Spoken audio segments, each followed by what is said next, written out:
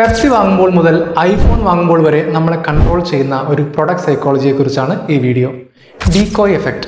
നമ്മൾ കടയിൽ നിന്ന് പെപ്സി വാങ്ങാറുണ്ടല്ലോ, ആ സമയത്ത് നമ്മൾ അറിയാതെ തന്നെ ഒരു ഡിസിഷൻ മേക്കിംഗ് അവിടെ നടക്കുന്നുണ്ട്. ഏത് ബോട്ടിൽ വാങ്ങണം? ചെറിയ ബോട്ടിൽ വാല്യൂ ഫോർ മണി അല്ലെന്ന് തോന്നും. മീഡിയം സൈസിനേക്കാൾ ബിഗ് സൈസ് ബോട്ടിലിൽ കണ്ടന്റ് കൂടുതലായിരിക്കും, എന്നാൽ വില കമ്പാരിറ്റീവ്ലി അത്ര കൂടുതലായിരിക്കില്ല.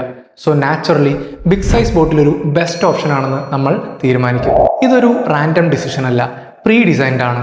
ഇവിടെ ബ്രാൻഡ് ടാർഗറ്റ് ചെയ്യുന്നത് ബിഗ് സൈസ് ബോട്ടിലിനെയാണ്. മീഡിയം സൈസ് ഒരു ഡീകോയ് ആയിട്ട് വർക്ക് ചെയ്യുന്നു.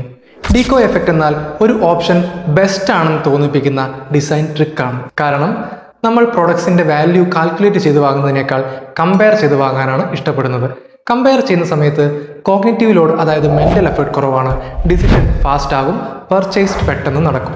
ആപ്പിൾ കമ്പനി ഐഫോൺ മോഡൽസ് ഇറക്കുന്ന സമയത്തും കാർ കമ്പനികൾ ഡിഫറെൻറ്റ് വേരിയൻ്റ് ഇറക്കുന്ന സമയത്തും ഈ എഫക്റ്റ് ഉപയോഗിക്കുന്നുണ്ട്.